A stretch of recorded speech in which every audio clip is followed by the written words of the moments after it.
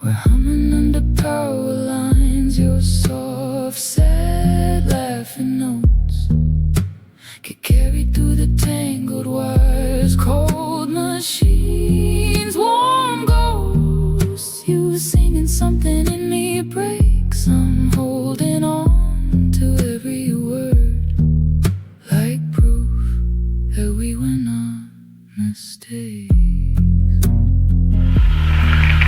It's very simple. These Gestalten will emerge. They will come to the surface. Always the most important Gestalt will emerge first. We don't have to dig a la Freud into the deepest unconscious. We have to become aware of the obvious. If we understand the obvious, everything is there. And the neurotic is a person who doesn't see the obvious. Hey guys, it's Joel, and welcome to part 3 of A Psychohistory of American Psychology. In 1960, two professors at Harvard University began giving psilocybin to graduate school students. Their names were Timothy Leary and Richard Alpert. They had impeccable credentials. Leary had developed the Leary interpersonal circumplex, still used today as a diagnostic tool, and Alpert was a promising young faculty member with appointments in 4 departments. And they were not fringe characters, they were establishment figures. And what happened to them over the next decade would prefigure everything that followed in American psych. The opening towards something larger, the institutional backlash, the exile to the margins, the commodification of what remained, and ultimately the foreclosure of questions that the field was not equipped to answer. It would be similar to the falling out between Jung and Freud, similar to what the Wundt lab did to William James, and also similar to what would happen in the 1980s with the biomedical and cognitive behavioral revolution. Tim Leary would become a countercultural icon, a fugitive, a prisoner, and eventually a caricature of himself, remembered mostly as the man who told America to turn on, tune in, and drop out. He was a serious figure at one point, but now he's not associated with anything serious. He's just kind of like the LSD guy that people kind of roll their eyes on. And, Richard Alpert would go to India.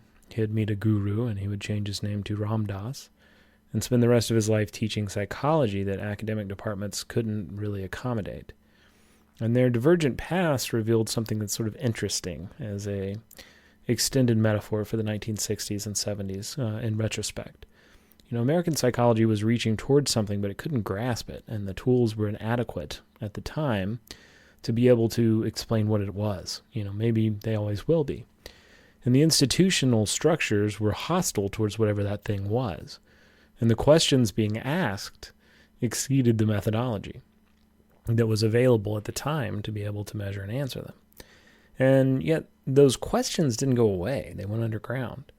And they emerged in strange forms in CIA research programs and consciousness institutes funded by wealthy seekers and the work of independent researchers operating outside academic respectability, and a counterculture that would be absorbed and commodified but never fully extinguished in America that built during this time.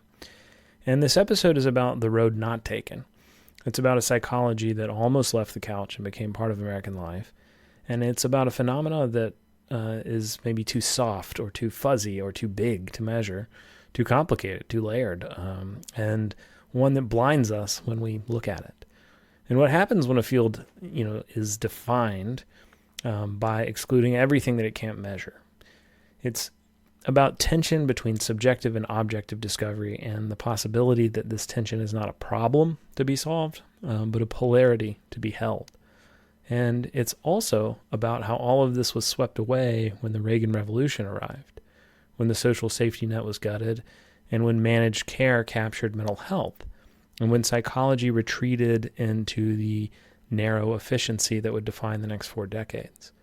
But before we follow Leary and Alpert on their divergent quests, we need to understand something about the apparatus that they were born into.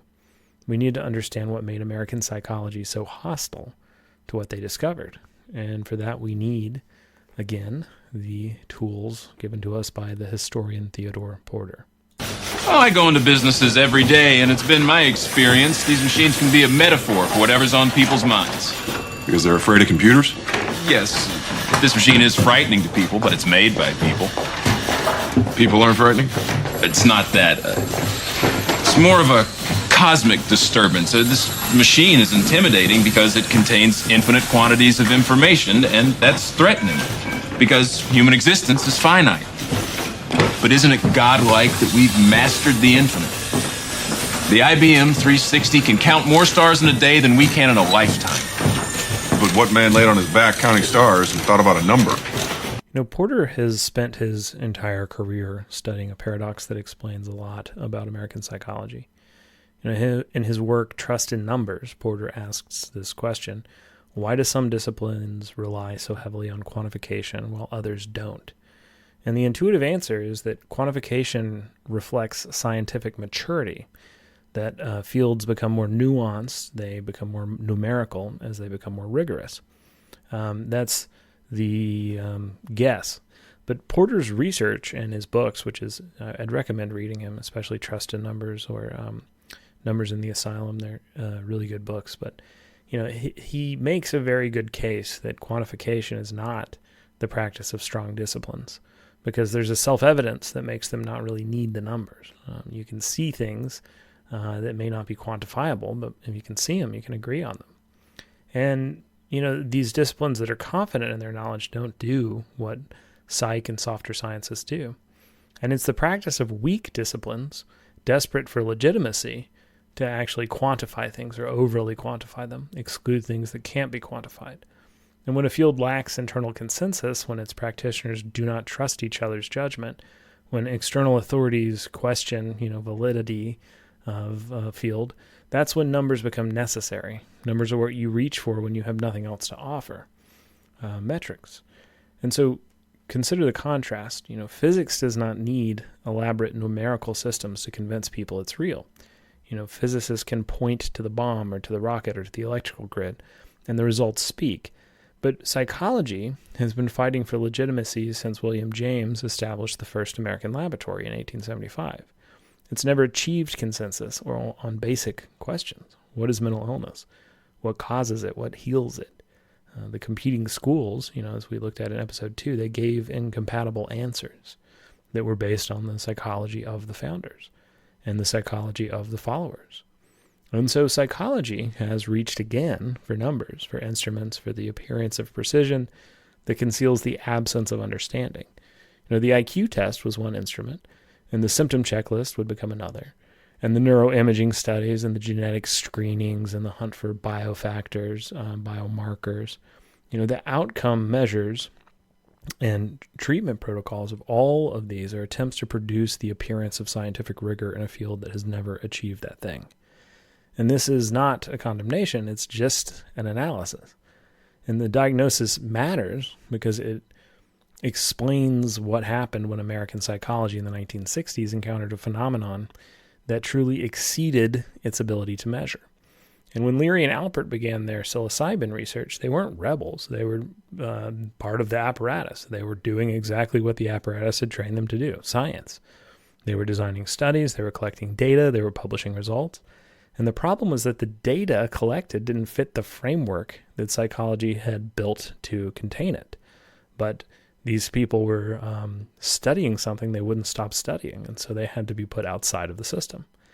And so the psilocybin experience, people who were taking these mushrooms that Leary had encountered in Mexico, it wasn't measurable, but it was still profound and had a measurable effect, even if it wasn't predictable and even if it wasn't allowed. And I'm not really a user of psilocybin. I'm writing a history of the profession. I'm not really into that. If you are, that's fine. But I don't want to make it sound like this episode is about making a case that psychology should have retreated into psychedelic drugs or into sort of a belief in supernaturalism and magic. That is a misunderstanding about these guys. And that's part of why I'm doing the series like this. But Porter's insight, at this period, it tells us exactly how that apparatus would respond. It would exclude what it couldn't measure, and it would define the unmeasurable as not our business, and it would protect its fragile legitimacy by narrowing its scope, which, every time psychology encounters a problem of reproducibility, or the field to agree on something, it tries to solve that with bureaucracy and exclusion, which hasn't really worked. And it's something that I think we're starting to see at the top levels of academia fall apart. That doesn't really affect the boots on the ground people like me. We still have to do the old thing, but this is what happened, to every attempt to expand psychology beyond the narrow band that insurance companies would eventually reimburse, and that academics preferred to study, as a kind of scientism, but not really a science. And that weakness that measures, becomes this weakness that excludes. And the story begins, as many American stories do, with a substance. In 1960, Tim Leary is on vacation in Cuernavaca, Mexico, when a colleague introduces him to psilocybin mushrooms. And the experience, which Leary would later write, was the deepest religious experience of his life. And he was essentially an atheist and died an atheist, but he saw a religious experience. And he returned to Harvard convinced that he had stumbled onto something that psychology couldn't ignore, that was going to change the world. I've been a psychologist for 15 years.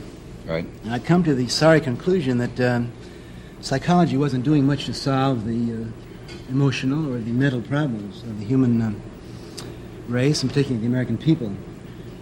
So I went to Mexico, and a friend of mine who was an anthropologist told me about a method which had been used by the Indians in Mexico, the medicine and the priests, before the white man came. They used mushrooms. They're called sacred mushrooms. And he told me that they still grow in the mountains near Mexico City.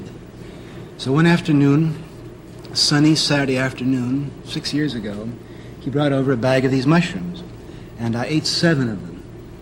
And I learned more about psychology, about the human mind, about the human situation in the 5 hours after eating these mushrooms than I had. They had a 5-hour effect. 5-hour effect, yeah. I learned more in those 5 hours than I had learned studying, doing research in psychology and treating people as a psychotherapist. And Leary wasn't a mystic. He was a clinical psychologist with, a reputation for rigorous research. And his interpersonal circumplex and a lot of other metrics that he had were respected as this tool for mapping personality dynamics. There's an article about that on our blog. And he understood, the scientific method, and he believed that psilocybin's, the experience of that could be studied systematically. That was actually one of the ways that Leary was able to control his experience in prison, is when he was arrested, he had written the intake forms, the psychology screening. And so when he was taking it as a prisoner, he knew exactly what to say to get what he wanted. But this isn't a biography of these guys. It's only when they're relevant. So I'll try and curb my asides. But, that Harvard psilocybin project began in 1960. And the methodology was really unusual. Leary believed that set and setting, the mindset of the participant and the environment in which the experience occurred, were as important as the substance itself. He thought the mechanism of action here is not just the drug. It's the immeasurable effect of the environment. And so this meant that the controlled laboratory environment might actually distort the phenomenon being studied. It also meant that researchers should take the substance alongside their subjects to understand from the inside what they were observing, from the outside. So it meant that if you hadn't taken psilocybin, they didn't think you should research it, because it was giving these people an experience that you had to have subjective experience with to understand. It was taking you into a part of the subcortical brain, tearing down, we think, these sensory gates that filter out all of these things that we are not supposed to experience, and opening them up. And there was no way to explain to someone what that was like. It could only be experienced in order for it to be studied. So that's epistemologically radical, like William James.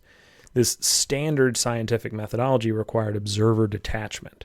Leary was arguing that certain phenomena could only be understood through participation, and that the observer had to become the observed. And Richard Alpert joined the project, and he quickly became Leary's closest collaborator. They became friends, but a friendship that always had a profound rivalry. They thought different, but they were interested in the same thing. And the early results were pretty striking. Prisoners, which is a population that there's a lot of money going into how to manage them, how to make it cheaper to manage prisons. When they received psilocybin in supportive settings, They showed this dramatically reduced recidivism. They would actually benefit from the time in prison where they had been treated with psilocybin, and they wouldn't come back. And divinity students who were studying theology experienced a new profound way to interact with religious literature, and not just their own, but across all culture. Some kind of breakthrough where they said that they had heightened understanding of what it was that they were studying across many religions. Something was happening that the existing psychological framework couldn't really explain or had a hard time talking about. But the institutional resistance was immediate and fierce. And by 1963, Leary and Alpert had been dismissed from Harvard. And the official reasons were procedural: failure to meet classes, giving substances to undergraduates. The real reason was that they had crossed a line, the academy couldn't tolerate. It was kind of you broke a rule that we didn't think we have to write down because we hadn't really thought of it, but now that you've done it, this is against the rules and you're fired, type thing. And they were suggesting that consciousness itself could be transformed at the root or the source, what William James would call the stream, mouth of the stream.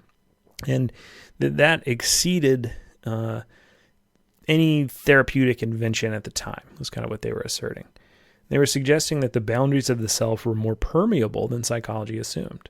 That if you took psilocybin in a beautiful field while somebody is singing and there's a drum circle and you're reading poetry, you're going to have a different experience than if you took psilocybin, same person, same drug, in a dirty dungeon in a basement with a, flickering, mercury vapor light or something. The environment was relevant. And these suggestions threatened a lot that American psychology was building in the 60s. The field had spent decades establishing its scientific credentials, and if it rejected William James's radical empiricism in favor of behaviorist objectivity, then it had to be taken seriously by other sciences. And now 2 Harvard professors were claiming that you had to eat mushrooms to understand the mushroom. And this thing looked kind of like a cult. And so Porter would recognize this immediately. A weak discipline can't afford heresy. So a field desperate for legitimacy can't tolerate members who undermine that legitimacy. And so the immune system had to activate. The ego itself in the mind is kind of an immune system that represses all of this other information about ourselves. But bureaucracy is sort of the immune system of organizational wholeness. It seeks, to have large systems have entropy by sort of cleaving and pruning things that are divergent. And that's just the nature of the thing. It's not really good or bad. Sometimes it has a bad effect, but it's just an amoral, inevitable process of a large system. And, the exile of Leary and Alpert, that's inevitable. But their exile did not make those questions go away. It only pushed them outside of the institution.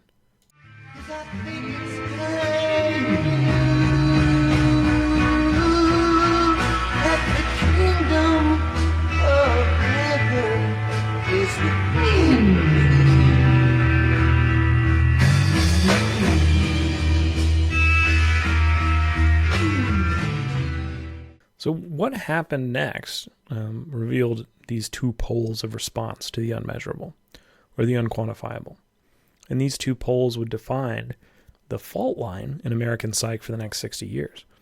Leary became a prophet. He got exiled from Harvard, and he established research centers in Mexico, and then at Millbrook in upstate New York. And the research grew increasingly informal. The boundaries between experiment and lifestyle increasingly blurred. You just sort of became a hippie. And Leary became a celebrity, a spokesperson for the counterculture, a figure who embodied the excesses of the era. This voice telling everyone, turn on, tune in, drop out, captured something real about alienation. All right, it gave people ability to turn alienation and rejection into a choice or a lifestyle. And it also represented an abandonment of the systemic inquiry that had characterized his early work. Leary became more interested in performance than in research, and he became a showman, kind of like Fritz Perls, to sell a modality, and he lost credibility with people who are concern trolling, because of that.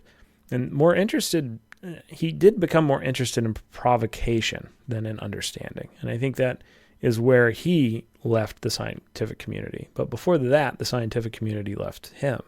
And, he ran for governor of California, which is kind of a joke. He got arrested repeatedly. He escaped from prison. He fled to Algeria, then Afghanistan, then Switzerland.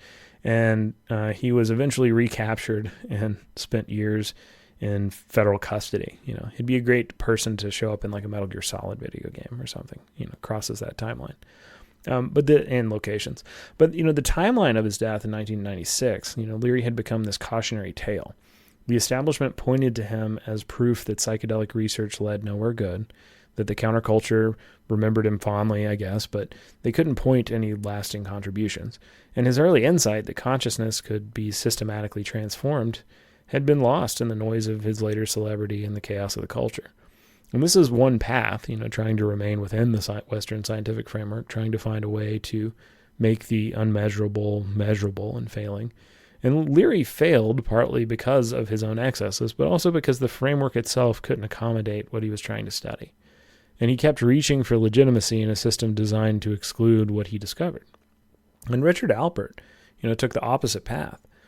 In 1967, after years of psychedelic experimentation that had left him feeling empty, he didn't get the same thing out of it as Leary. He didn't think it was the point.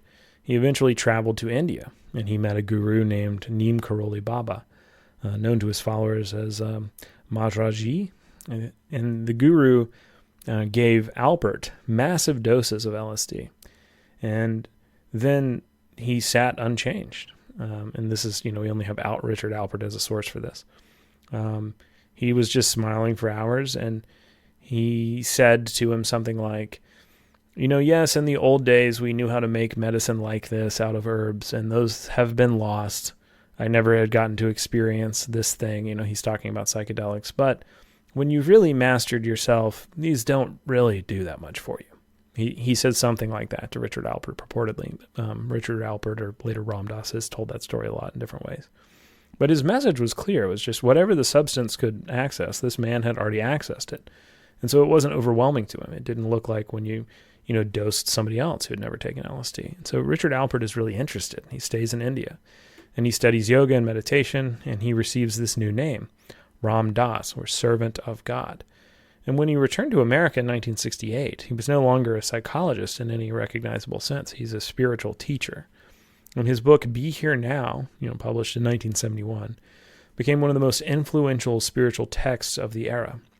It sold 2 million copies. It introduced millions of Americans to concepts from Hindu philosophy, karma, dharma, the illusion of the separate self. It offered a psychology that was explicitly spiritual, that made no distinction between mental health and spiritual development. And it saw this goal of human life as awakening from the dream of separation. That the dream that we are all separate from each other was just that, a dream, and that one could awake into a world where they were connected again. And this was a psychology that was too big for the discipline. It couldn't be contained in a clinical manual, and it couldn't be tested in a laboratory. It made false claims about the nature of reality that, exceeded anything empirical research could verify or falsify. I think I said it made false claims, but it made grand claims that were not falsifiable. They weren't objective, that we're all connected. Okay, how do you prove that?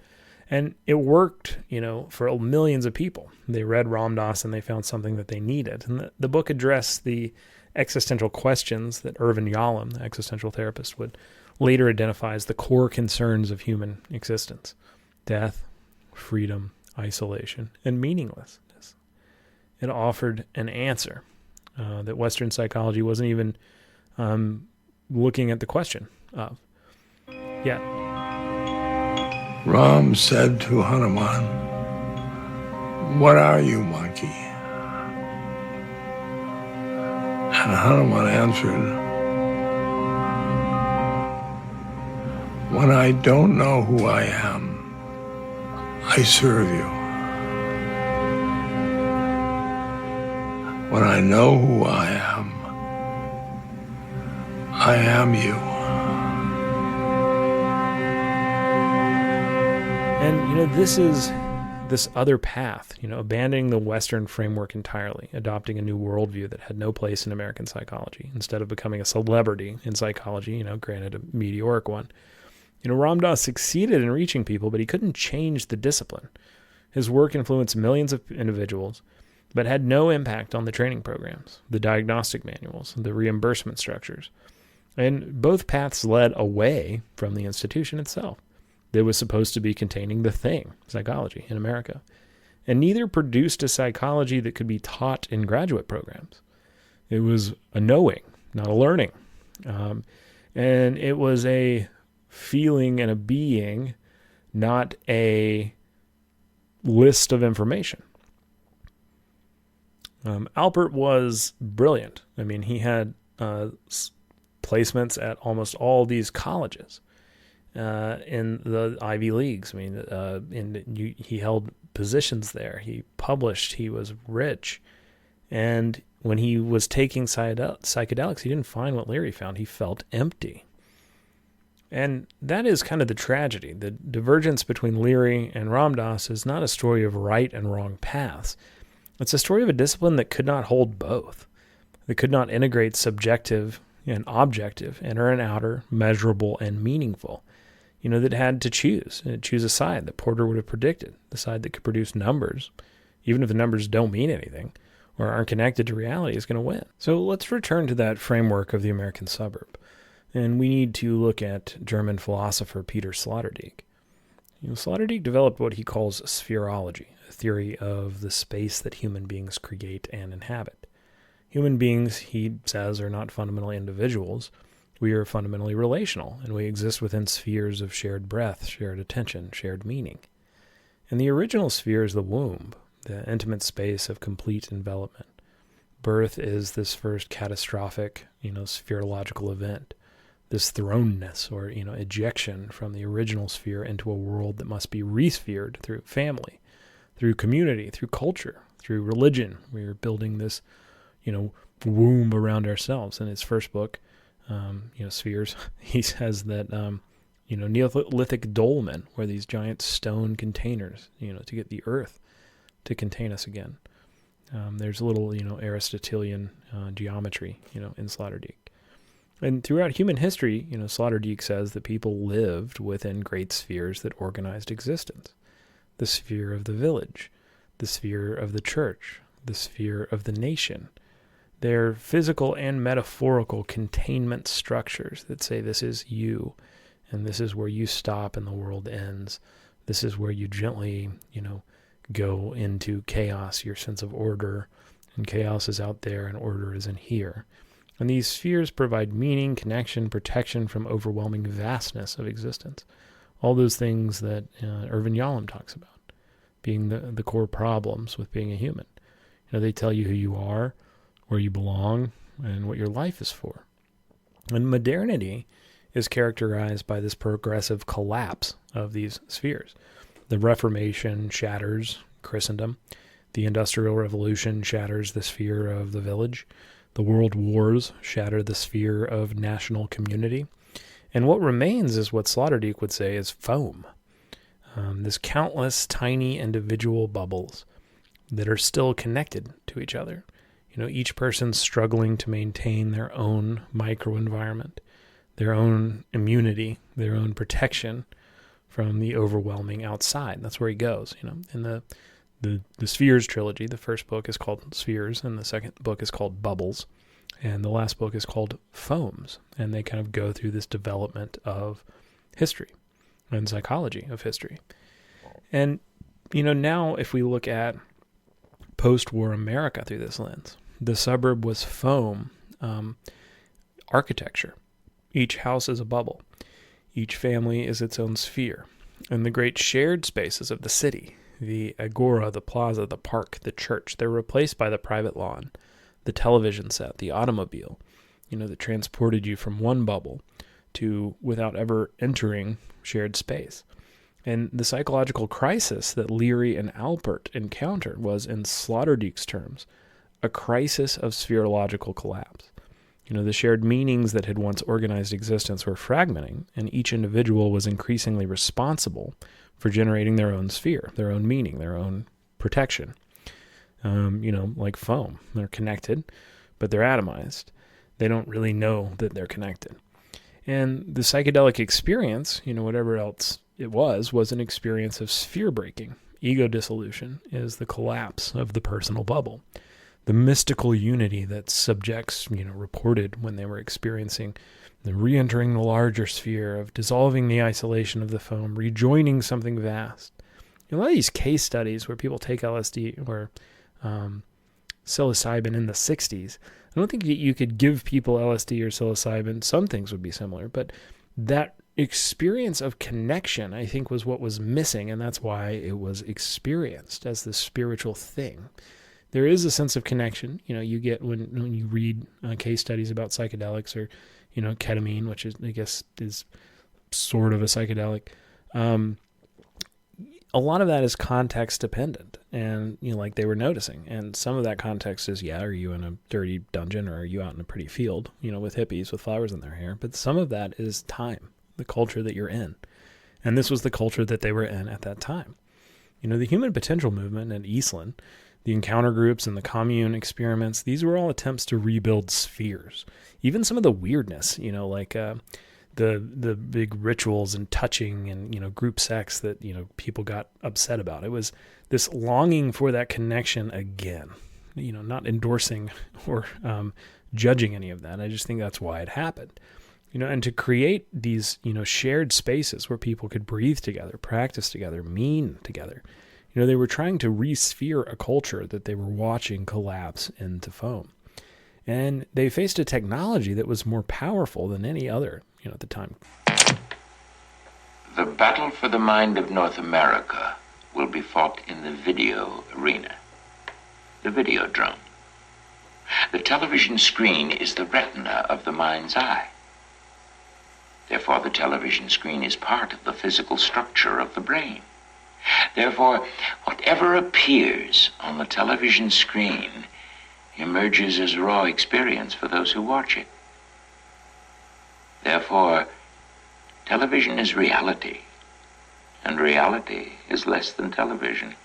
Your reality is already half video hallucination. If you're not careful, it will become total hallucination.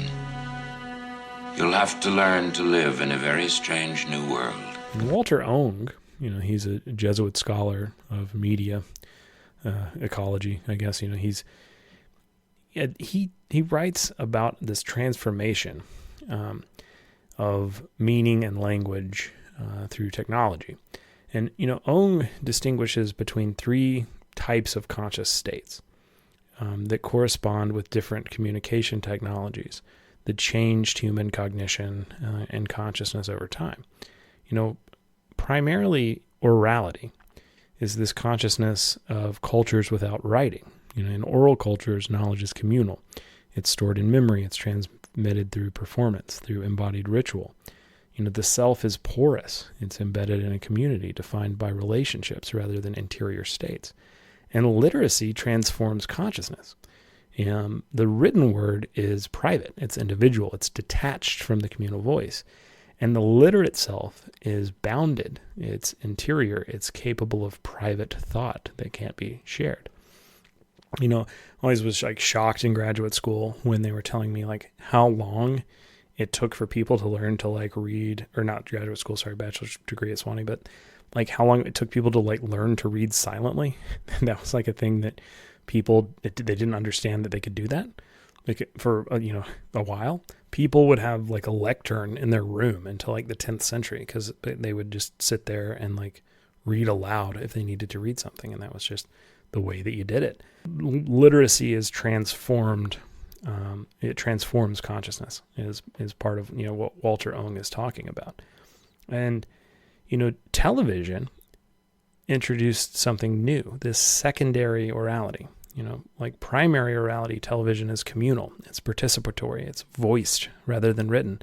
It addresses you. It speaks to you. Unlike primary orality, it is produced by this distant center and received passively by scattered individuals. But it feels like it's a connective tissue because we're all watching the same show. The viewer is addressed as part of a community. Good evening, America.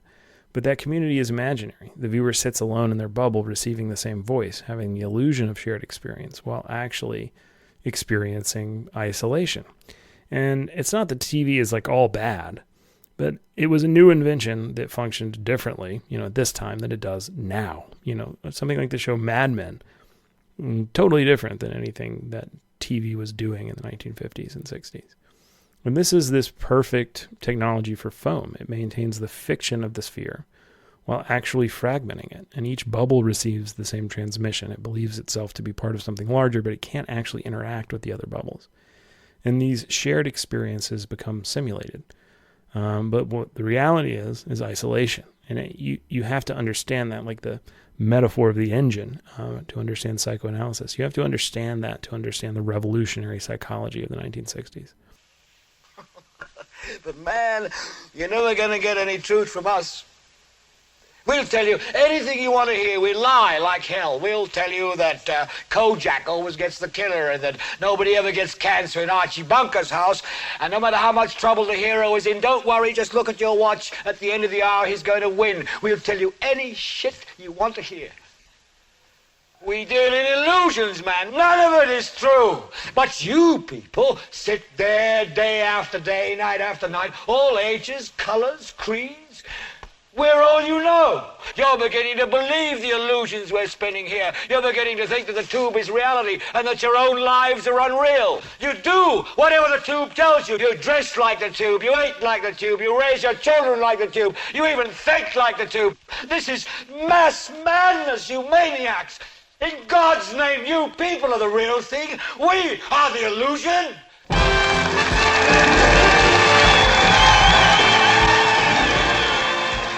Television trained attention in specific ways. Interruption became normal. Every 12 minutes, there's a commercial break. Emotional arcs are compressed. Every problem resolves in 30 minutes. Every conflict ended with a laugh track. The sitcom always begins where it ends. Passivity was rewarded. You don't have to do anything. You just receive. And so there's a psychological bleed into the way people think about material conditions. And the consciousness that emerged from television was perfectly adapted to what would come in the 1980s, which is managed care. It expected a quick resolution. It accepted passive reception of expert opinion. It needed the patient to just sort of receive what the master was telling them. It wasn't participatory. And it was trained to receive interruption without complaint. The subjective was totally written off. It doesn't matter how you're feeling. You're doing these things. That's the goal. Managed care over, therapy done. And it learned that it had, all problems had solutions, and that all solutions were quick, and that someone else would provide them. The New Age movement is pulling people towards solving their own problem in a community, but in an individualized way, whereas the culture is pulling them into having somebody else solve your problem. Externalize. Therapy became this sort of external thing where the therapist helped you. Not the therapist taught you to help yourself. And so the reason I mention Ong and Sloterdijk is that it helps us see that the collapse of the spheres and the rise of television are not separate phenomenon. They were the same phenomenon viewed from different angles. The technology and the consciousness were co-evolving, and Americans were being trained through their media environment to accept the atomization that managed care would require. And again, I don't think these are conspiracy theories. I don't think there's like one person doing it. I think there are people noticing when it benefits them, that sometimes didn't stop it or accelerated it, much like today. You couldn't really just scheme in a room and come up with this world. It's incentive structures that get put in place and then reinforced. And, the bigger psychology that Leary and Alpert glimpsed was the psychology that would have required sustained attention. Leary couldn't even sustain his own. And Alpert went so far inward into deep relationship, into genuine community, that his psychology wasn't communicated. It wasn't on TV. And not because, it was wrong, was it thrown out, but because the nervous system of Americans was being rewired in ways that could not accommodate what these guys were calling for.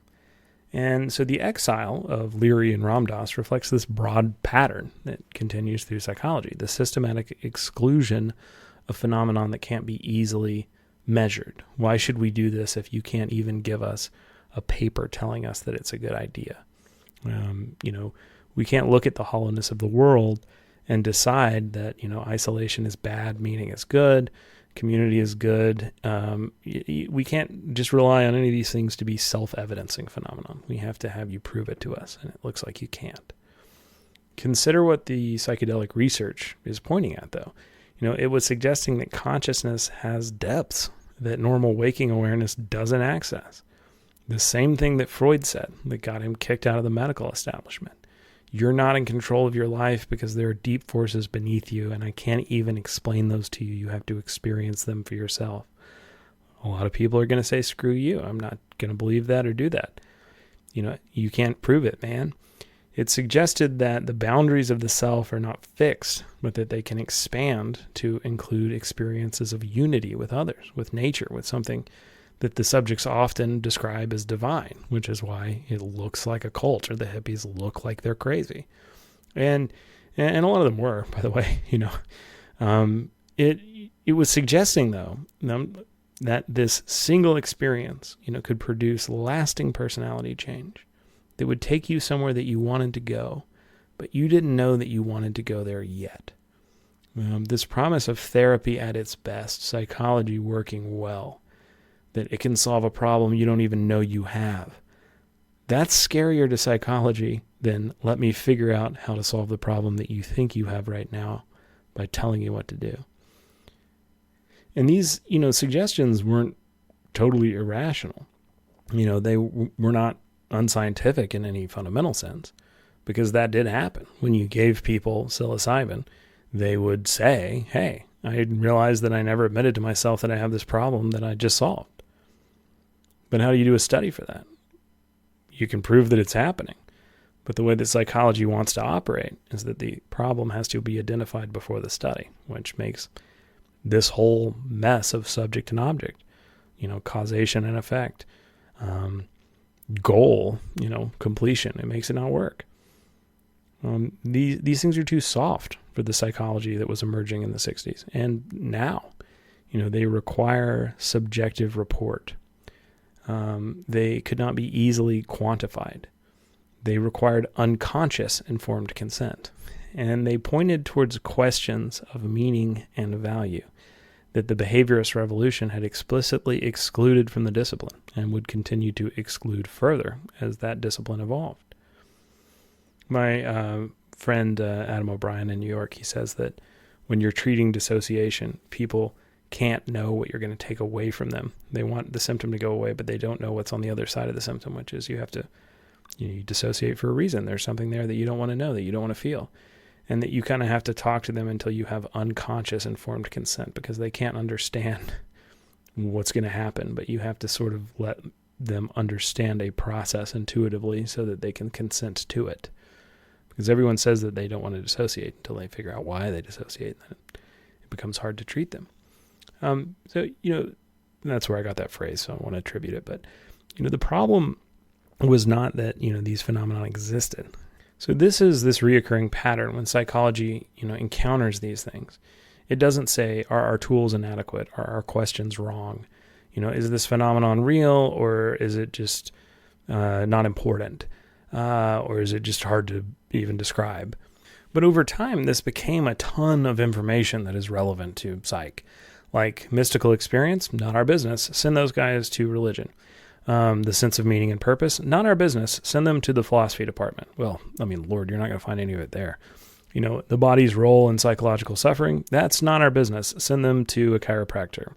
The social and economic determinants of mental health, not our business. Send them to sociology or do a research study in a think tank in DC. We just couldn't even bother to talk about how that might affect things that we're doing in here. This is a therapy room. Each exclusion narrowed the field, and each narrowing made psychology more respectable as a science and more defensible to the authorities who approve of things like that. But each narrowing left more of the human experience outside of psychology itself, which is what psychology is. And so by the time the DSM-III arrived in 1980, the exclusions had just become definitive. Psychology would concern itself with observable symptoms. It would not concern itself with meaning, with spirituality, with the body, with society. It would just help people function in the way that the largest group of people thought was the right way to function. And it would not ask what the functioning was for or who was doing the asking. In 1970, Ram Dass published Be Here Now, and he says, psychology is spiritual development. Millions of Americans find this meaningful, but it had no place in academic psych. The departments had no use for it, and the journals wouldn't publish anything about it, and the questions that it raised were simply not the field's business. So in 1975, you've got the influence of Jung and the mystics and drugs and psychedelics. And the CIA is studying remote viewing, with the Monroe Institute. They're trying to get out-of-body experiences to be investigated so that you can see the phenomenon that's at the edge of the measurable. Maybe we can weaponize it. We can use it to spy on people, or we can use it to get information that will let us know where to put, nukes or protect nukes, whatever. And maybe we could see the future. Where's the nuke going to fall? And this conclusion was not that these phenomena didn't exist, which is interesting when you read that report, because I always just assumed that they'd said this is BS. But they said that this stuff happens, and we have experiences that we can't explain, that certain things make more likely to happen, but it's not going to have any impact on anything that we do, because you can't control it. You can't figure out what causes it. You can't figure out how to make it happen. It's just something that we think probably happens that is not really useful to the defense industry. And it's not really interesting to mainstream psychology. So those sort of even further fringe questions about, is magic real, basically were ignored. And so here's what connects these two stories, because both point to the same reality that American psychology is refusing, that Leary and Alpert are discovering. There's these deeper layers of consciousness and experience that don't fit into the top levels of objective or ego consciousness. We try and cram our understanding down from those top layers and say, I'll acknowledge them if you speak the language of the top of the brain. But they don't, and they remain there. It was I think, a extension of what Freud was finding out. People don't want to find out that they are not really the architects of their own lives. Well, they are, but there's a deeper layer to themselves that's the real architect that has to be dealt with. The architecture is more complicated than we want it to be, because it's more complicated than we can easily study. Freud said that, Jung said that, and every depth psychologist in the Western tradition, which is most of who was working in psychology at this time, knew that.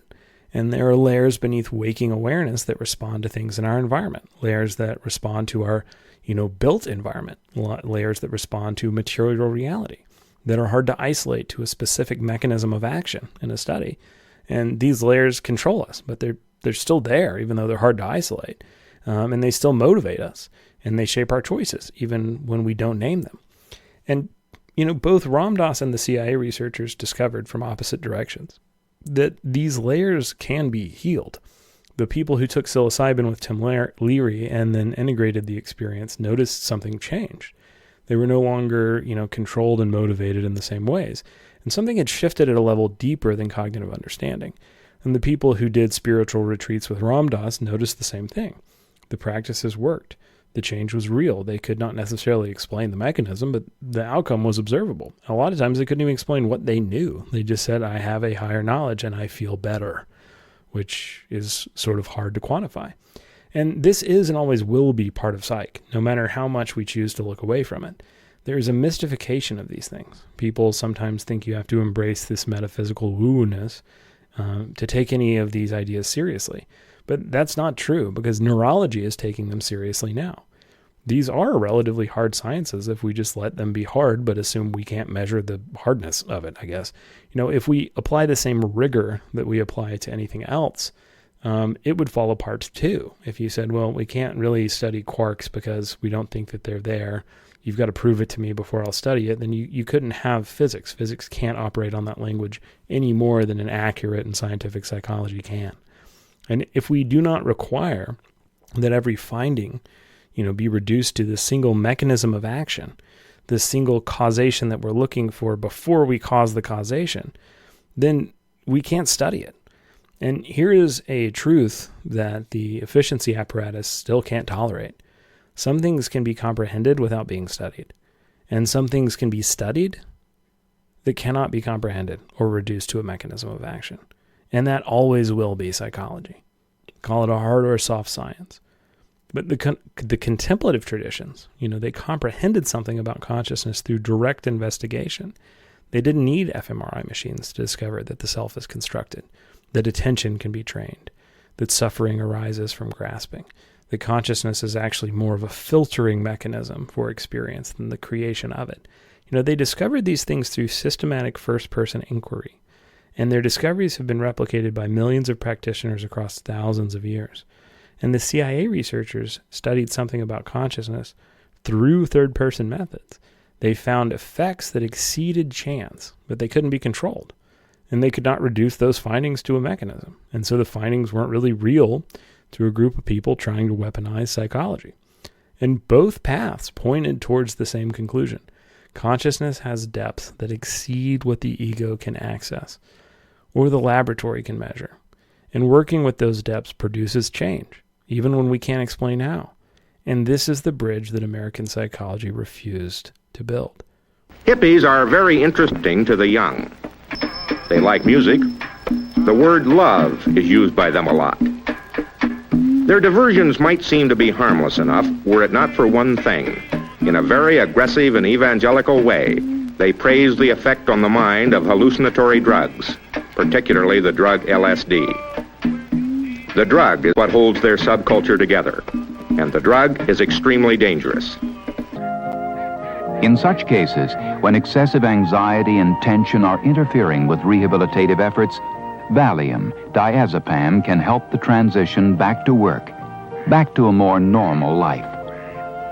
Within days, the typical patient feels significantly calmer, better able to cope with his condition, more open to rehabilitative measures. Patients taking Valium should be cautioned against driving, drinking, or operating dangerous machinery. Valium, for the response you know, want, and trust. So in the same era, you have two substances flooding the American consciousness that are drugs. Valium, it was the most prescribed drug in all of America, every drug, by 1978. And LSD became a Schedule I controlled substance and deemed to have no medical use and a high potential for abuse. And both substances altered consciousness, both affected the nervous system, and both produced experiences that exceeded, normal waking experience. But why did one become a pillar of American psych and the other one became a federal crime? And I think the answer lies in the direction, the same directional split between Freud and Jung, between William James and the Wundt lab, between CBT, the biomedical model, and, the somatic and depth-based traditions. Valium points up, it suppresses, it dampens, it points you back to the ego, what you already think you are. And it pushes the deeper layers of consciousness further away from awareness, which sometimes is a good thing that is helpful or needed. It does not reveal anything new about the psyche, though. It simply takes the existing psyche and makes it quieter, more manageable, and more compliant. So it gives you the ability to turn off a pathological anxiety at the same time as a healthy anxiety, never to examine them and sort between them. And the same is true of alcohol. Most sedatives of that class work pretty similar to a time-released alcohol in the brain. And, like Milltown before it, these tranquilizers become huge. And, LSD, however, it points down. It reveals, it amplifies small anxieties, small awarenesses and truths, and it brings deeper layers of consciousness into awareness. And so it shows you what's underneath the ego, underneath the daily management, underneath the constructed self. And this is terrifying for a culture that is built on suppression. That's unacceptable to an apparatus that is built to manage, not really to change. And I'm not telling you to go out and do LSD. I'm not even advocating it for it to be legal or part of therapy. I'm just trying to explain why, this directional split and repeat happens over and over in psychology and why I think it does. The substances or the techniques that point up, the systems that point up, they help you function and they help you comply and they help you continue participating in the economy and showing up for work and managing your household and consuming products. And they don't threaten the social order because they suppress the parts of the psyche that might question that order. The substances that point down are dangerous. They reveal what the culture cannot afford to see. And they show you the layers beneath the managed self. And they make you ask questions that the apparatus has no answers for. Why am I living this way? What is life for? What have I been suppressing in order to function? And I don't think that this is a grand conspiracy theory where a bunch of people got behind and made a plan for America like the Illuminati and rubbed their hands and smoked cigars or something.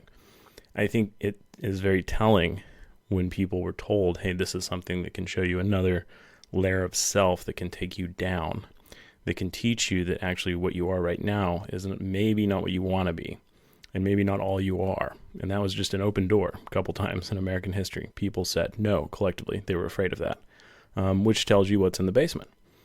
So it was a collective and cultural decision. And this is not really just about pharmacology. It's about epistemology. It's about what kind of knowledge a culture can tolerate. And here is, the point with Leary and Ramdas. They were consciousness researchers, and they were stumbling on the same layers of psychology that it still has trouble accessing now, or an ambivalent relationship about what to do with. But those same layers that, that we talked about in the DSM series, and we'll talk about, again, more data on this, but the DSM wants to say that symptoms, and this is the Diagnostic Statistical Manual of Mental Health Disorders, it wants to tell you that, symptoms create a diagnosis. You have these symptoms, check, and therefore these symptoms equal that diagnosis. But maybe there are layers that are sort of symptom counting that we can't see, like environment, genes, subcortical processing, deep memory, culture, associations, learned behavior about how to express an emotion. And that these things are sort of tied together in chains that you penetrate and unite layers and have to be understood as processes. That's always going to be a threatening way to look at psychology. But in my experience, a lot of the better therapists, that's sort of what they're doing. Those layers can be separated. They could be made into categories that help us understand the functioning of the brain, not just as a woo-woo culture concept, but as a neurological concept. Something like autism that is incredibly neurodevelopmental, I think is different from something like a dopamine disorder that is genetic. And something like PTSD that maybe you have a little bit of a precedent for trauma manifesting in this way, but the environment is still giving you the thing. And the DSM still doesn't want to do that. We've talked about that before. We'll talk about it again. But depth psychology was always pointing at those relationships. And it's one of the reasons why it remained French. Jung pointed towards that. Cybernetic systems thinkers, when they were fusing things with these modalities at Eastland that became very popular and meteoric, but never really caught on or changed anything. And from a top level, ego consciousness, you can't really see all of what you are. From the top, everything just looks like symptoms. Somebody comes in and they say, I do this, I do this, I do this. And they all just look like things someone does. Depression looks like depression, whether it's subcortical dysregulation, responding to environmental toxicity, filtered through genetic vulnerability, or whether it's just deep memory surfacing through present circumstances, or whether it's ego-level meaning making. I see something on the news that changes my worldview. Those all are going to look like depression or anxiety. And when you really look at the story the symptoms are telling, looking at symptoms is not a bad idea. Depression and anxiety are sort of compensatory mechanisms because they almost never co-present alone, but we keep them separate as a diagnosis. When you start to look under the hood, all of these things start to not work. And Jung knew that. The archetypes and the complexes and the shadow and the anima, it may not be the preferred language of everybody, but they're metaphors. They're lenses meant to see these things in the subcortical regions of the brain from the ego's perspective. And from the ego, they all look like moods, like inexplicable attractions or repulsions or just the way I am. You have to understand them as layers, as structures operating beneath awareness, even if you don't like Jung's language. You have to have one that lets you speak the language of a part of the brain that does not speak in language, that does not understand time. And better therapy modalities sort of make room for that. Therapists and modalities that don't really have an incentive structure that put you on that path still will kind of figure it out and develop their own language. I've seen that happen. A lot of the models I like, you could find a bad practitioner doing it. A lot of the models of therapy that I don't like, you could find a great practitioner doing it because people learn these things as a perennial philosophy. And so you have to start to understand those layers of feedback, the nested loops, the way that information flows through those levels that each has their own logic. And from the outside, all you see is behavior. From the inside, you can see which layer is producing the behavior and what its relationship is to the other layers. Freud discovered that, and he used a different language than Jung. And the psychedelic researchers discovered this about consciousness, that there are depths. The ego is, surface phenomenon. And beneath it are layers that contain information, memory, patterning. and the ego can't directly access them. Freud took, a fairly early attempt that was okay to make those metaphors in id, ego, superego. He ascribed the motivation of all of them to being about sex because, Victorian culture is kind of repressing sexuality, and also because he knew about Darwin and natural selection. And Jung says, no, maybe the early origin of all behavior was just to pass on genes, but I think that there's more to the system now. I think that it needs meaning. I think it needs things other than that. Freud couldn't see that. I mean, Freud's model works if you take away a lot of the assumptions he made that are not right. And, the failure to account for those layers would echo forward through decades of poor conceptual validity in the DSM diagnoses. The manual never really controlled for these things. It never treated them as dynamic forces that might be related at multiple layers or levels. And it simply counted symptoms from the top and then called that a diagnosis. It looked at behavior more than it looked at what the person was experiencing. And when the reckoning finally came, Thomas Ensel in 2013, he announced that the NIMH would no longer fund research based on the DSM categories because the categories did not correspond to the biological or psychological reality that you might have expected, the field to find by this point. The experiment was not going to be given any more money because it continued to get worse. And we can talk about a little bit more about why that is in the DSM episode. But, models existed, like the hierarchical taxonomy of psychopathology, or HITOP. That was a dimensional approach, and it could have treated these forces as what they are, dynamic, interacting, operating at multiple levels simultaneously. It could have been a way to finally see what the symptom counting couldn't see, to see the relationships between the symptoms. But even when the NIMH is throwing away the DSM and saying that we've given you all of this stuff, your methodology is flawed, you're not getting better, you're getting worse, even they don't pick the direction that would have responded to the criticism that they were leveling and taking the profession in the right way, because these are the tendencies of bureaucracies. There's the tendency in the system of American psych not to ever go in the direction that might make it work. The NIMH did not adopt HITOP. It didn't adopt anything that would have required psychology to grapple with any of these ideas. It proposed its own framework, RDoC, which promised to ground diagnosis in neuroscience, but which years later has produced no diagnostic categories. And they forced us to use RDoC about 10 years by their own admission before it would be ready to go, at least 4 until it was serviceable.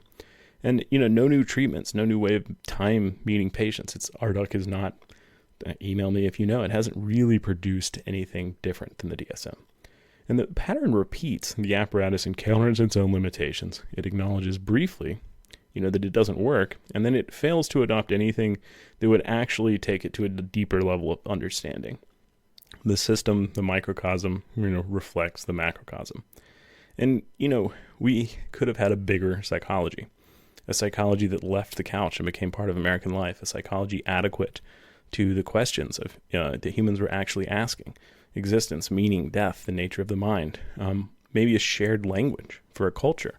Instead, we get the DSM-III and we get Reagan at this point in history that I'm talking about, and those questions continue to not happen. And so to understand, why the bigger psychology never emerged, you have to look at what happened to America in 1980. But to understand the 1980s, you have to understand what America rejected in 1980. We are at a turning point in our history. There are 2 paths to choose. One is the path I warned about tonight, the path that leads to fragmentation and self-interest. Down that road lies a mistaken idea of freedom, the right to grasp for ourselves some advantage over others. That path would be one of constant conflict between narrow interest, ending in chaos and immobility. It is a certain route to failure. All the traditions of our past, all the lessons of our heritage, all the promises of our future point to another path. The path less traveled, and that would have made all the difference. In July 1979, Jimmy Carter did something no American president had done before or has done since. He goes on television and he tells Americans that the problem was not just the economy. The problem was not the gas lines or inflation or hostages, it was a spiritual problem, essentially, a mythological one, an existential problem. He points to a deeper layer. In a nation that was so proud of hard work, strong families, close-knit communities, and our faith in God, too many of us now tend to worship self-indulgence and consumption. Human identity is no longer defined by what one does, but by what one owns. Carter was trying to offer Americans a different myth. During a material recession, during a genuine crisis of resources and confidence, he asked the country to find meaning somewhere other than infinite stuff, somewhere other than unlimited consumption. And he was pointing towards the same things that we've been talking about, somewhere where we could have found meaning, not telling us what it was. And he was suggesting that the emptiness Americans felt could not be filled by the next purchase, the next tank of gas, the next upgrade.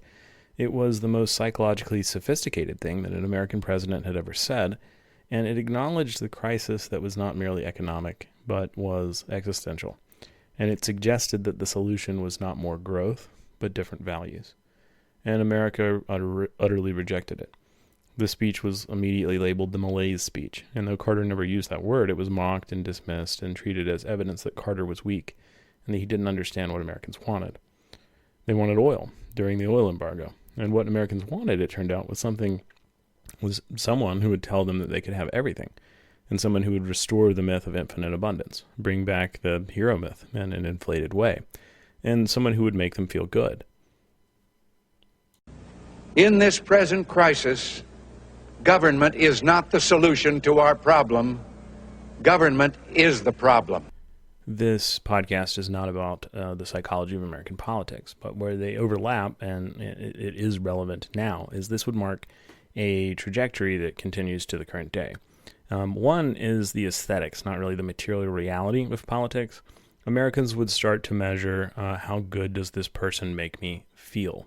Not really what are they doing. And part of that was because there was no longer anything that people in American government could do about these systems, which leads me to my second point. You would have people who ran on attacking government. The government would say everyone doesn't like it, and so because you don't like it, you should elect me to be part of government to, fill in the blank. And that is something that also continued. And instead of looking at that from kind of a right-left perspective, look at it from just kind of a material perspective of power. They're sort of telling on themselves, like there's not anything that we can do for you, but we can make you feel better. We can express the emotion that you are feeling so that you feel connected to us, and therefore this is your sense of connection. Even when that is a sense of anger at the job that I hold, even when that is a sense of anger at the ship that I am steering, which is a strange and layered development. Reagan was an actor. He wasn't a politician. He wasn't a politician that even learned to act. He was an actor who learned to politic. And he understood the camera. He understood timing. He understood that television was not about, argument, but about feeling, not about policy, but about presence. And before politics, Reagan had been a spokesperson for General Electric. He was used to speaking on behalf of bureaucracy, of machines. And for 8 years, he toured GE plants and gave speeches at civic organizations, laundering corporate talking points into folksy wisdom. And he put a human face on a company. He was an avatar in that way, and he made the interests of capital feel like common sense. He translated the agenda of the powerful into the language of the everyman. And this was a myth that worked a whole lot better than what Carter had offered and tried to do. And this is what America went for. Reagan didn't argue that the safety net should be cut. He made you feel that cutting it was actually freeing you. He made the people who were having their benefits cut feel good. And he didn't argue that the regulation protected corporations at the expense of workers. He made you feel that regulation was oppression and deregulation was liberation. And he didn't argue that greed was good. He made you feel that greed was just another word for ambition, which was your right for the American dream, for the morning in America. And the medium was the message here. Television rewarded confidence over complexity, feeling over analysis, presence over policy. And Carter had tried to use television to tell Americans something difficult. It didn't work. It's kind of a diode in that way. Only certain feelings can flow through the TV, only certain concepts. The medium limits you. And Reagan understood that television was not for difficult things. Television was for making people feel good and appearing like a TV show. And Reagan made people feel very good. The Reagan administration did not merely change economic policy, it changed the fundamental relationship between Americans and their institutions. It changed what Americans believed that they could expect from their society. And before Reagan, there was a social safety net. It was fraying and maybe inadequate, some would say, but it was still there. Unemployment insurance, food stamps, housing assistance, mental health services. They were all funded by the Community Mental Health Act. And the assumption was that society had some responsibility for members, that taking accountability for people who couldn't take accountability for themselves actually made the whole country run better. And that was an assumption that was dying. The market could now solve all problems. The collective action through government was sometimes necessary. Reagan's revolution attacked that assumption. The problem was not the market failure. The problem was government itself. The solution was not more services. The solution was fewer services. The safety net was not protecting people. He clocked that the American people had a distrust of their government after Vietnam, after multiple things. And so he basically ran on saying, government is bad. You shouldn't have one, so put me in charge. And this was not presented as an attack on the vulnerable. It was presented as liberation. You'd be free from government's interference. You'd succeed or fail on your own merits. And, immediately all of these things were gutted and continued to be as that myth took off. The mentally ill flooded the streets and the prisons. And a phenomenon that I traced in episode 3 as, trans-institutionalization. Social services were cut across the board, and the assumption of collective responsibility gave way to this assumption of individual responsibility. And American psychology adapted because it had to. If the government would no longer fund mental health care, then private insurance would have to fill the gap. And if private insurance filled the gap, it would demand efficiency, measurable outcomes, short-term interventions, diagnostic codes that justified reimbursement, because those were the accountability metrics that Reagan talked about government with. And they were the ones that private companies that provided a public service could now talk to you in that language. And it was acceptable for a service that you pay for to tell you that you couldn't have what you wanted because it was telling you in a way that was now allowed. And so the managed care revolution, that I'll talk about in the next episode, was not just this internal development within psych. It was a psychology that was just adapting to an environment that it was shaping, a bigger bureaucracy that it inhabited. And the bigger psychology that would have left, the couch engaged with questions of meaning, spirituality, collective trauma, and the weirdness of consciousness was economically impossible in this new world. And every one of those things is in you all the time if you just have the guts to look for them. That's enough. I thought I was allowed to defend myself. You're not allowed to lie. I'm not lying. You see those faces up there? They're no different than you are. They just happen to see something inside themselves. I said that's enough. Here, I'll show you. Dad? Yeah, but... It's okay, Dad. Just listen for a sec. I know you miss her. I mean, you told me you did. But maybe it's not just the cooking or the cleaning that you miss. Maybe it's something else. Maybe you can't even describe it. Maybe you only know it when it's gone. Maybe it's like there's a whole piece of you that's missing too. This behavior must stop at once. But see, that's just the point. It can't stop at once because it's in you, and you can't stop something that's inside you. It is not inside me. Oh, sure it is. No, it is not. In the book Gravity's Rainbow, Thomas Pynchon describes the zone, this space where the normal rules have broken down, where the structures that organize reality have collapsed, where anything might be possible precisely because nothing is enforced. And the zone exists in the aftermath of World War II, in the rubble of destroyed systems, and the gap between what was and what would be. The zone is terrifying and liberating in equal measure. It's where people discover things about themselves that they could not have discovered in the managed world. And it's also where people get lost, where they're exploited, where the absence of structure becomes its own kind of trap. And it's a violent place. Pynchon's paranoia is not the paranoia of a conspiracy theorist. He's writing in the 70s about the 40s because he knows what will happen in the 40s, and that's the point of the absence that came before the time he's living in. It's something deeper than paranoia, though. The recognition that systems exceeded individual comprehension. Anytime they do that, No one can be in charge of them because the outcomes they produce become structures rather than intentions. The horror of that world that he was telling us was coming and would continue to entrench itself is not that someone is actually controlling everything. The horror is that no one is controlling anything, and yet the system keeps producing the same outcomes anyway. And the Soviet filmmaker Andrei Tarkovsky made a film in 1979 called Stalker that explores the same territory. In it, a guide leads two men, a writer and a scientist, into a forbidden area called the Zone. And the Zone is a place where the normal rules do not apply, where reality becomes plastic, where at the center lies a room that grants your deepest wish.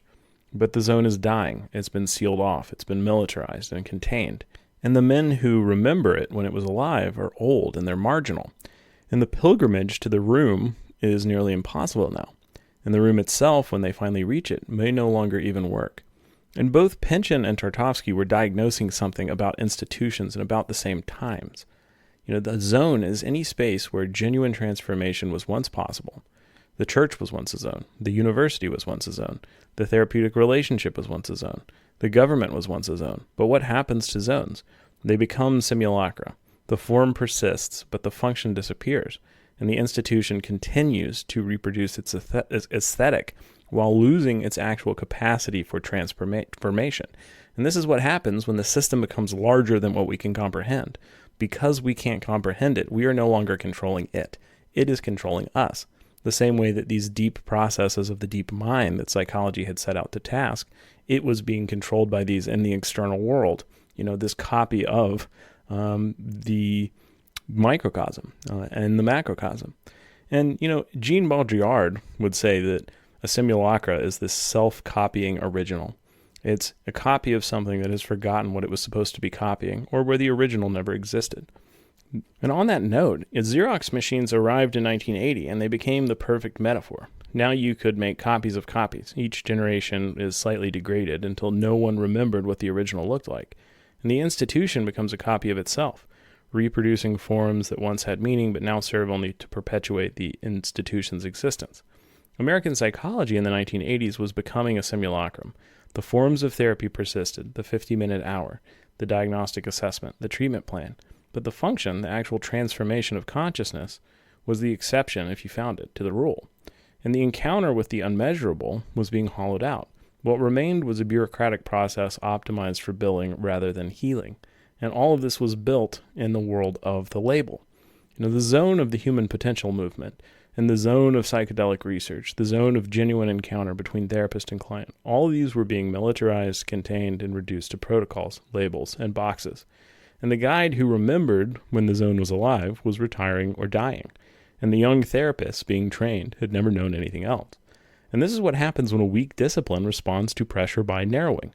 It loses adaptive capacity. It becomes capable of changing form but not function.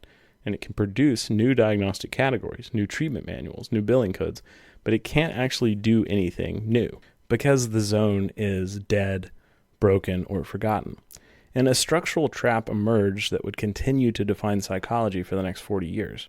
Two career paths diverged. One path led inside the institution. You would be respectable, you would publish papers and receive grants and sit on committees that wrote the diagnostic manuals, but to say inside, you had to accept these assumptions, and you couldn't question them or you weren't allowed inside. You couldn't question whether the DSM categories corresponded to reality. The emperor was signing your paycheck. And the other path led outside, people like Thomas Szasz and Peter Breggin, Gabor Mate, or Bessel van der Kolk. And these people could see more clearly because they rejected the assumptions that required credibility, but they could never really have credibility because they rejected the required assumptions that you had to have to get it. And they could write books and they could sell millions of copies and they could become pop culture figures and maybe get a VA pilot started and a special on NPR about how it was going to revolutionize things. But the system would just absorb their critiques without responding to them. And that is that structural trap. And those who see it, can't act on it. And those who can act on it can't see it. And Robert Spitzer, who led the DSM-III task force, eventually came to regret what he'd built. Alan Francis, who led the DSM-IV, spent the last years of his career warning about the monster that he helped create. But their regrets came too late, and they didn't matter, even though they came from the people who had authored the book. They had clarity only after they lost power. By the time of the 5, the system had learned very well from their example. The DSM-5 design process was completely secretive. They never wanted another Spitzer, and they never wanted another Francis. And so warring committees were set to fight with each other. It was the largest committee in the history of the book, and they would change nothing fundamental. They would publish a book that was not finished, and they would call it progress, and they would have so many NDAs and so many protections from the press that we would never know any of the changes or any of the process. No one was allowed inside. It was total secrecy. And the task members were bound to silence. No singular voice would ever be permitted to emerge with a vision for what the manual should be, or what the process did wrong, or what could change. And no character would be allowed to form who could later regret, acknowledge, or deconstruct the system's failures. And no one outside could hear the multitude of voices that went into making it. And the disagreements, the compromises, the moments where someone says this does or does not respond to clinical reality, we know about for the 2, the 3, and the 4. We don't for the 5. I could make some good guesses, but the better criticisms were overruled, and all of this got sealed away. And the manual would arrive as this monolith that was authorless, inevitable, and beyond critique, because there was no one left to critique it. And this is a system that cannot change, a system that by design is built not to change while doing the performative rituals of pretending that it can. A system that cannot change is in direct conflict with what psychology is supposed to be. Because what psychology is supposed to be is about pointing towards change itself. That is the whole point. That is the only point. People suffer and they come to therapy and they want to change. And the therapist's job is to help people change. Everything else, the diagnostic codes, the treatment manuals, the billing procedures, all of it is supposed to serve that single purpose. And when the system that organizes therapy cannot itself change or reorganize itself, when it has evolved mechanisms specifically to prevent anyone from changing it, then the system has betrayed its own purpose, and it has become an obstacle to the very thing that it was created to enable. So, looking back at the trajectory of the 1960s and the 1980s, we can see the closure happening in real time. In 1960, 2 Harvard professors began investigating the transformation of consciousness, and they are expelled. In 1970, Ram Dass publishes Be Here Now. Millions find it meaningful. Academic psychology does nothing with it. In 1980, the DSM-III appeared, codifying the exclusions that had been building for decades, and psychology would concern itself with observable symptoms and nothing else. In 1981, Ronald Reagan takes office, and the conditions that might have supported a bigger psychology are dismantled. And the ghosts of the era still haunt us. The psychedelic research has returned, but belatedly. The mindfulness approaches are watered-down versions of what Ram Dass was teaching in 1970, and the question about consciousness remain unanswered. But here's the question that matters most, the question that psychology forgets. Can people change? The point of psychology has to be re-centered on change, even if that change is not measurable, even if it exceeds the methodology, even if it points down into layers the efficiency apparatus would rather suppress. And this is what the new language we are seeing now, the new language we'll talk about in the TikTokification episode, gets exactly wrong. When we say that people can't change because of a diagnosis, we have inverted the purpose of psychology, because it isn't astrology. We've made the label more real than the person. We've used the apparatus to foreclose the very transformation that the apparatus was supposed to enable. And the consciousness researchers were stumbling on the same layers that psychology still struggles with now, the same layers that we talked about in the DSM series: environment, genes, subcortical processing, deep memory, top-level ego function, the relationship between these parts. And these layers can be separated, they can be understood, they can be used to meet people where they actually are, to help them understand what they can change, how much change is possible, and then help them get there. But from the top level, the ego level, where the DSM operates, you can't see which layer is producing the symptom. You can't see where to intervene. Everything just looks like behavior, and everything just looks like something someone does. The cybernetic movement discovered this about systems. You can't understand a complex system by measuring outputs. You have to understand the layers of feedback, the nested loops, the way information flows through levels that have their own logic. And Freud discovered this about the psyche. Jung discovered it. The psychedelic researchers discovered it. There are depths. There is ego. There is a surface phenomenon of ego. But beneath it are layers that contain information, memory, patterning, that ego cannot directly access, or can only access through metaphor or disembodied, experience that is outside of ego, through a bridge. And these layers can be revealed, they can be worked with, and they can be healed, but that healing means change, not adjustment, not management, not symptom suppression, actual change, an actual transformation of these patterns. That is what reduces suffering. And this is what got lost when psychology chose rigor over change, when it chose precision over depth, when it chose to be taken seriously by the other sciences over addressing the full scope of human life. It started to prefer science-flavored capitalism, or sciencism, instead of actual science, just looking at what worked. And the consciousness researchers were pointing towards something. We don't know what we lost by not following where they pointed, but we only know we didn't follow them. And the questions that were abandoned, but they're still here. And those consequences are everywhere. One consciousness. One consciousness. And that's the way in which the world could right itself. Start with your peace, your love, your compassion, and go from there.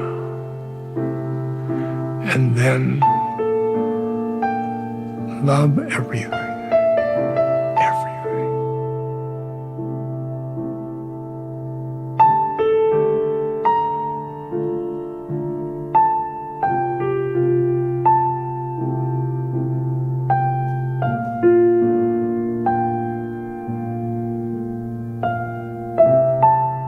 Let's all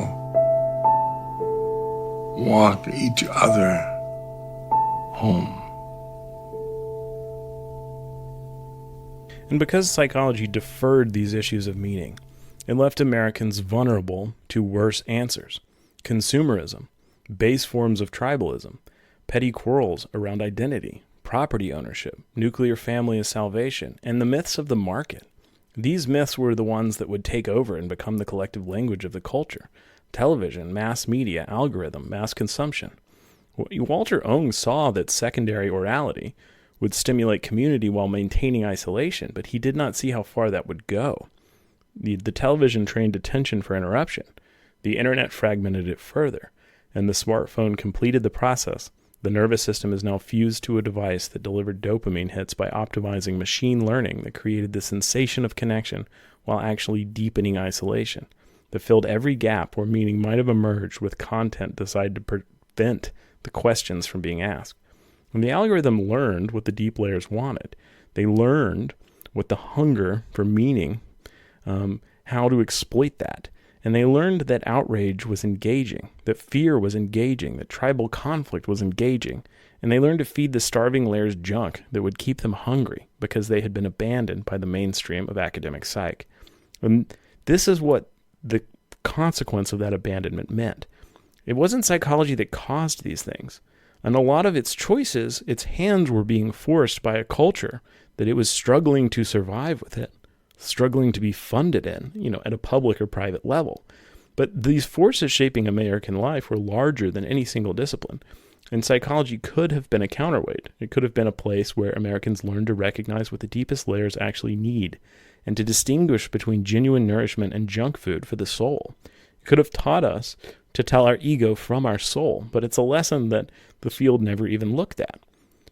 Instead, it taught symptom management. It helped people function in a system that was making them sick, and it adjusted them to conditions that no human being should have to tolerate. And it became, as we'll see in the next episode, an instrument of efficiency rather than a practice of liberation. And the deeper layers did not stop wanting. They cannot stop wanting. They are built to want meaning, connection, identity, purpose, belonging.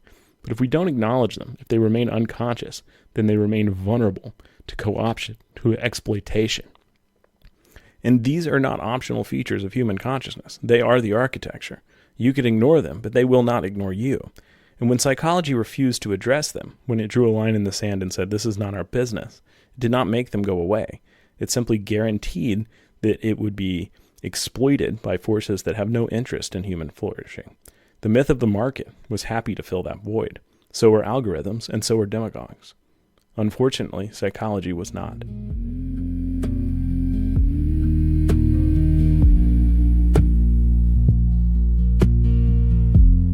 talk about a strike in '79.